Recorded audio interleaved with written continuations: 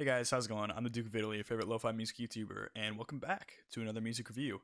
And today, we have something kind of important, as Mr. Bungle, acclaimed experimental rock band, has re-released a lot of their original demo material and repackaged it into the Raging Wrath of the Easter Bunny demo. So basically, what Mr. Bungle did here is they took their original demo as well as a couple other tracks that I don't think were on their original track list for their original demo. They changed the track listing, re-recorded them all, and used a new lineup for these recordings, which included the drummer from Slayer as well as the guitarist from Anthrax. Now, you might be wondering, what is Mr. Bungle doing with them? Mr. Bungle actually started out as a thrash/death metal band. Of course, the hilarious themes do somewhat stay in their original material, which this really is their original material. And I'm just gonna say straight up, the true creative sort of mindset that Mr. Bungle achieves is not on this album. This is a very sort of not as thought through conceptual album as Mr. Bungle self-titled was, or even California for that matter. But you do still have a pretty solid album, and for what it's worth, I did like it. Now, quick manner of business before we actually dive into the content of this album. I want to announce for not even this month, but towards the end of the year, I will be doing a year-end list, but I will only be doing those for studio albums. So this album will not be on the list because I just feel like it's not really right if it's demo material. I won't be putting any demos on there. I know there's probably a few really good heavy metal demos out there right now that are actually quite excellent. This is studio albums things. I just think demos is kind of could go either way between EP or LP in terms of length, and they just seem like a different kind of release. So I'm just gonna be doing studio albums for that. So this will not be on the list, but anyways, that's enough about that. Let's actually get into it. So the first track is Grizzly Adams. This is an instrumental track that starts off with this guitar that's filled to the brim with reverb, and it's just winding up and down. It's got a little bit of twinkle to it. It's just a little bit light, but it's in a way that Mr. Bungle is known to do that unnerves you. And probably the strongest element about this whole album is that despite the admittedly kind of generic thrash sort of elements that are used here, every once in a while something will be thrown in that is definitely Mr. Bungle proper, that actually gives the album a significant boost in terms of character. Anyways, so this is just an intro track. There are no lyrics or anything, but it is over 2 minutes long, which for an intro track, it definitely drags a little bit. Mr. Bungle, as a band, definitely point this out in interviews where they say that it was meant to be extra long to just kind of just stick it to the fans or something like that. Didn't seem like a very thought out reason, but it was just kind of them taking the piss. Eventually, some kind of dark power metal guitars just kick through towards the end of the track. Give the song a significant boost, definitely an energy, because it was kind of dragging on at the bit there. But yeah, it's a decent track for what it's worth. The next track is Anarchy Up Your Anus. That's what it's called. It's Mr. Bungle. You're gonna get tracks like this. So this track has a really nice chuggy riff, as thrash is kind of meant to have, and it gets very thrashy. And honestly, as it was going on, I noticed a serious similarity to Angel of Death. It sounded a lot like the Slayer track, but instead of having Mike Patton have out some crazy scream like Tom Araya does, it's actually sampled from a Disney movie, an old one with a ghost sound, which I thought was kind of clever, kind of interesting. But if there's anything that differentiates this from obviously the Slayer influenced sound, is that a lot of double bass drums are used in this track, and when they kick in, they do a lot. And then Patton has these lone vocals for the verses that honestly, I have not appreciated Patton enough as a vocalist up until this album. His range is shown a lot here. He has screeches and really low growls, and it's a lot thrashier and a lot less singing going on, but it's really awesome stuff. He's quite an effective vocalist. And as always, the words are silly here. So this track was a decent way to get into the album, but honestly, there wasn't that much about it that really grabbed me, and I do kind of struggle to remember exactly the more intricate elements of the track. The next cut was the first single of the demo that came out in the re-released format. It's called Raping Your Mind. So it has a nice opening riff, which feels kind of whirling around, which another thing I like about this album as a whole is that a lot of the riffs feel like they're whirling and they're kind of teetering and they're placed kind of awkwardly, but in the way that Mr. Bungle knows how to do, where it feels just awkward enough to keep you on your toes, but it's not really an unintentional way, obviously. Patton lets out this really nice growl before the actual verse kicks in. But before the verse does kick in, you get a really nice thrashy riff that is prevalent on the album, but right here it's really kicking. Now, if you want the most visceral lyrics on the album, you're probably going to get it on this track. Obviously, the title is incredibly gruesome and morbid, but the song itself is about torturing someone to death. Now, there's definitely a deficit to this track, as the lyrics are obviously not as introspective or thought out or intelligent as Mr. Bungle self-titled, which I'm definitely going to compare it to because it is Mr. Bungle material, which I'm kind of fine with, as this is the demo, and I obviously am not going to overthink these lyrics too much, but there are points on this album that definitely have lyrics changed, and there are a few bits where the lyrics are actually kind of incredible, especially in the last track that I'm going to get to, and here they're pretty good.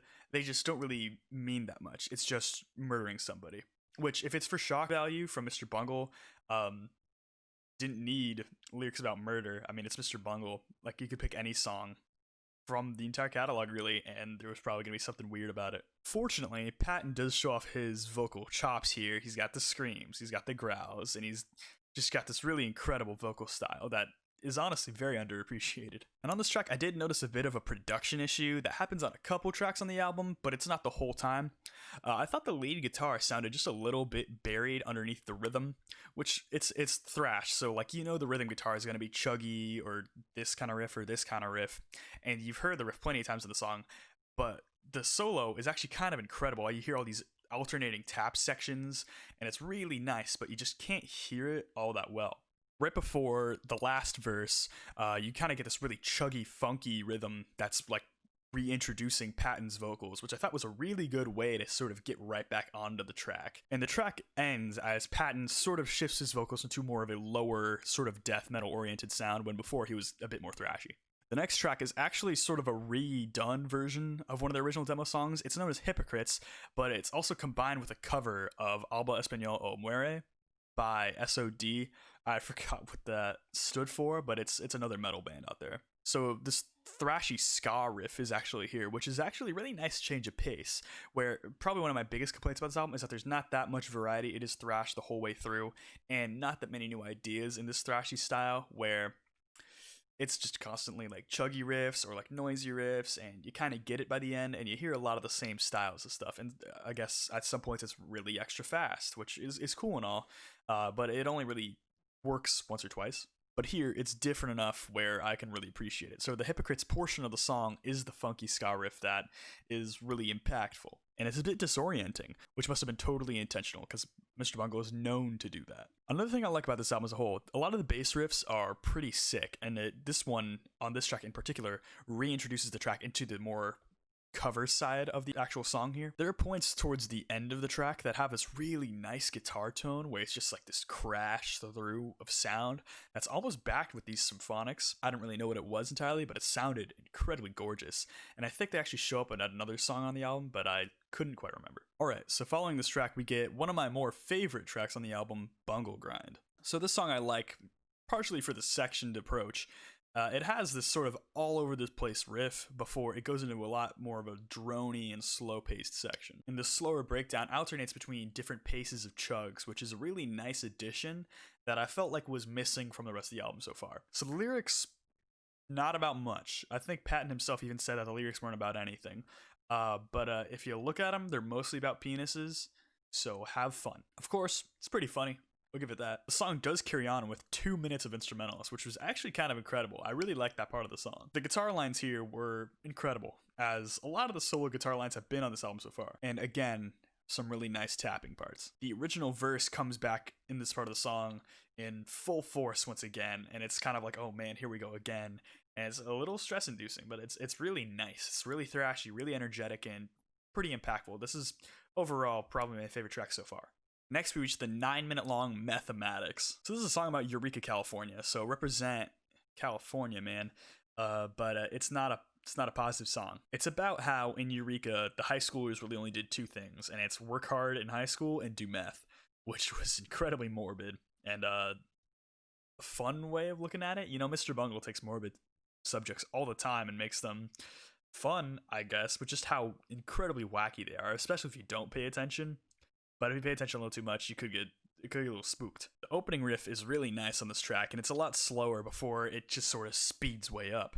And the structure is really interesting as it keeps going all over the place. The chant of the hook Mathematics, which there are a couple different hooks on this track, they're kind of G.G. Allen-esque, which, you know, Mr. Bungle, obviously they try and sort of emulate a little bit of the antics of G.G. Allen, but I just love the callback. The bass line on this track is also incredible, as it's always been. I love that rumbly tone.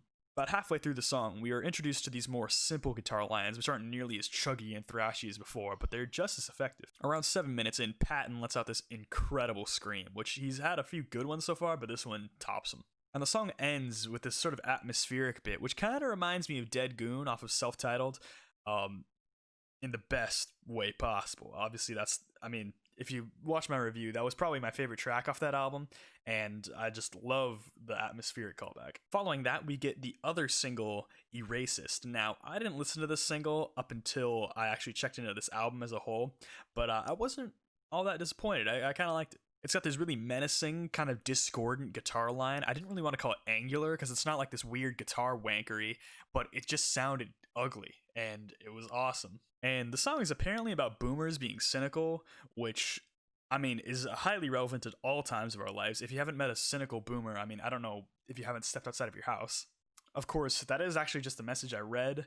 I didn't entirely get that through the lyrics, because the lyrics are kind of sparse, not actually that many of them, not a whole bunch of introspective words here and there. It's just kind of, you get what you get.